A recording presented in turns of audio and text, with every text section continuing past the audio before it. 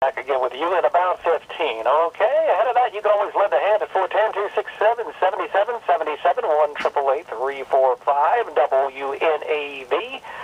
And we've got to talk about a book right now.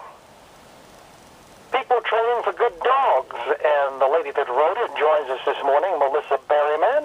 Good morning, Melissa. Good morning, Bill. Thank you for having me on the show. Oh, it's our pleasure. Now, let's see. Your book, now, before we get to that, you've been an animal control officer in the past, right? I was an animal control officer for about 6 years, and I've been teaching since I was the animal officer. People had problems and couldn't find help with dog trainers, so I started filling in that gap. Okay, I guess one thing that I have to bring up is, this book talks about a lot of ways, I guess, to keep your dog from biting people, huh? Yes, yes. What's really amazing is that a lot of folks think that only bad dogs bite, and only bad people have made those dogs bad. But what I found as the animal officer is that a lot of good folks with good dogs were making mistakes because of the differences between dogs and people. Yeah, there are differences. It was funny. I was listening to a public service announcement recently about a dog, and it wondered why that it adopted a human, and wondered why the guy kept on throwing the ball all the time. He thought the human was stupid. He keeps barking and bringing the ball back to the human, bringing the ball back to the human. Have you heard that? No. I mean, when dogs are chasing balls, they're actually doing predation behavior, so they enjoy that. Yeah, I thought that was funny, though. That, because when you were talking about, we really don't understand how dogs think about things. Right. And all of a sudden, that public service announcement came up, and it struck me as I was approaching this interview with you. I thought, well, that's kind of a curious thing. And what, reading through your book too was kind of curious because a lot of people hug their dogs, and dogs really don't like to be hugged. Yes, you'd never seen a dog hug another dog. So if they don't do it themselves, it doesn't mean I love you, I care for you, I comfort you. It's actually a dominating thing. And so if you're above the dog in status, because they live in a hierarchy, so just think of like the military, there's generals all the way down in status to privates. If you're above the dog in status, they'll submit to it, but they don't enjoy it. If they think, though, that they're above you in status and you hug them, then they see it as insubordination, and they can punish you just like the general would punish an insubordinate inferior by biting. And so a lot of times families get into these problems where a child goes up and hugs the dog, and almost every picture I see of a dog and a kid, the kid's hugging the dog, and if you look at the dog's trying to pull away. And then the dog bites the child, and then we think that dog killed the dog. Oh, my. Well, I went up and hugged my dogs after reading that, and I said, they really don't like that, just grabbing them like that. Right, they stiffen up. And there's another thing, too. We've been told to, put our hand out or a fist out for a dog to smell us when we meet a new dog. Well, they don't sniff other dogs' paws when they meet them. So it really isn't something that they like either, especially stiff body language when you put your hand out. They think something might happen. So if they're meeting a stranger and you're pretty much saying, I might go get you, they don't enjoy that either. So instead I have people tap their leg like they're wagging a tail. And that way a dog can be asked whether it wants to be touched or not. It'll either come to you and say, sure, pat me, or it'll stay away. So you certainly know, the dog doesn't want to be touched. Or it'll sniff you and want some more time. But think about it, if a stranger ever came up to you and just started touching you. We do it all the time with dogs. Okay, and thinking about all this, now that you've mentioned all these different items and the different hierarchy in the pack and things like that, how do we become the general with a new dog?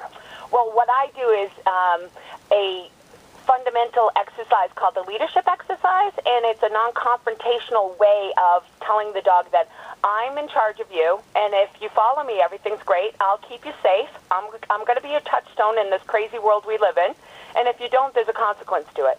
And when I was the animal officer, I could take any dog from any situation, do this leader exercise with them, and I could then navigate them safely throughout wherever I needed to bring them. So it's detailed in the book, pretty simple to do, takes about 5 to 10 seconds once you learn how to do it.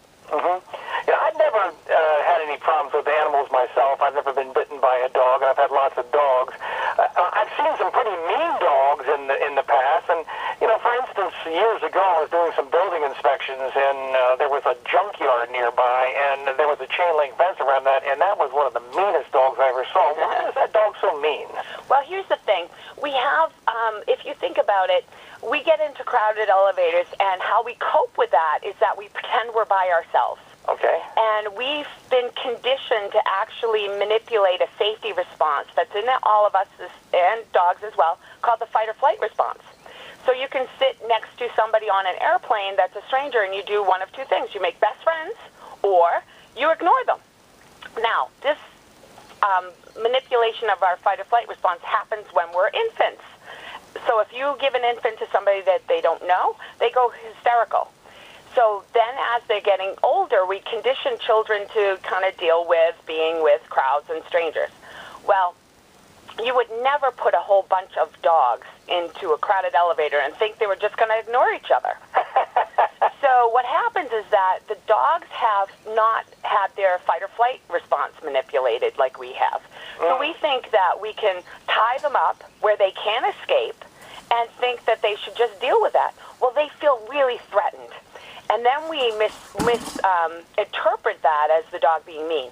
So the dog in a junkyard is stuck in a junkyard. He's also being reinforced that everybody that comes towards him is the enemy. It's not a friend. So he's trying to protect himself, and you're just thinking, oh my gosh, he's mean. So what we think we should do is actually the opposite of what we should do. When you're meeting a new dog, you need to tell him you're friends, that everything's okay, and you need to do that with your voice and your body language. Okay. You know, a lot of breeds get labeled as just mean, and they're going to turn on you.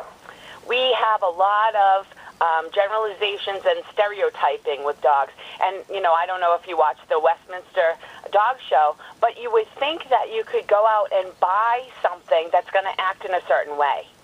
So we do that a lot. And you can get a dog that's aesthetically pleasing to you and the size that you like, and maybe something of the job that you're trying to do, just like you would go out to buy a car. But you could never go get a car and ask the dealer, can I have the car that doesn't crash? So we're very intimately involved with what's going on with the dogs. So if we think that the dog's mean, we're going to act in a certain way that the dog's going to then respond to. And we reinforce these bad generalizations and stereotypes. Yeah, I know that, you know, for years, I mean, go back about 70, 80 years ago, I guess one of the most popular breeds in the country was the American Pit Bull Terrier. And now it's like this horrible dog that nobody wants around. Right. And, you know, when I was growing up in the 70s, the Doberman was also that feared dog. And so the dogs do go by what's popular as far as what we think of them. You know, today we think that golden retrievers and labs are great family dogs. Yeah. Again, it's stereotypes and generalizations. And then if somebody looks at a pit bull and says, oh my gosh, it's a pit bull, you're sending a signal to that dog that things are not okay, that you're prey, that you're vulnerable, and that the dog's going to capitalize on. And so there are some folks that are not really doing right by the animals, and they're continuing these beliefs that these guys are bad, mean, and vicious. Yeah, I had a pit bull one time that came on the property. I live on a farm, and I let the dog hang around, and, you know, I had no problem with the dog. My grandchildren were living there at the time, and they were astounded that the dog wasn't mean and vicious, because they wanted a reaction. And eventually they got one because one of the boys pulled him off a bed. He was sound asleep, and he snipped at him. Sure. He didn't, you know, kill him or anything, or, you know, go through his throat or something like that. But, you know, after that, we had to get rid of the dog because, oh, that's a mean dog, you know. But I didn't think the dog was mean at all. Right, and that's a typical issue. Again, if the dog's above somebody in status and they try to do something like pulling them by the collar, then in the dog group, they would normally tell somebody else, hey, you can't do that. It's only if you're above the dog in status that they'll do what you want, and you can take some liberties, and they have to submit to it. Just like the military, think privates and generals. The private does not have the power. So the general is going to tell the private if it steps out of line. So your grandkid stepped out of line in the dog's eyes. Right, exactly. You know, dog doesn't know. I mean, he knows dog things. Right. Okay. Hey, talking with Melissa Melissa Berryman. Her book, you're going to enjoy it. People Training for Good Dogs, What Leaders Don't Tell You and Trainers Don't Teach. And how do we get a copy, Melissa? It's available at any local bookstore and also Amazon.com, BarnesandNoble.com, or my website, which is the letters for People Training for Good Dogs, PTFGD.com. Okay, well, thanks for joining us this morning on 1430 WNAV, and keep on training the people, okay? I appreciate it. All right, thank you very much. Bye now. Melissa Berryman joining us this morning on 1430 WNAV, 1430WNAV.com, and now